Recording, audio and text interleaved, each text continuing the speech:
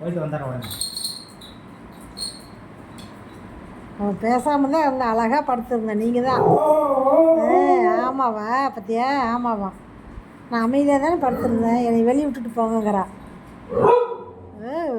என்னை வெளியே விட்டுட்டு போங்க. தொந்தரவு பண்ணி வெளியே விடாங்க, யாரையும் வெளியே விடாங்க.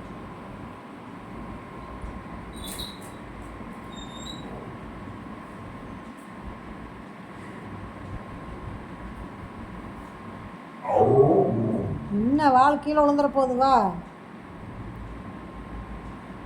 பச்சைக்கண்ணு வாங்காத பார்க்கறத பாரு.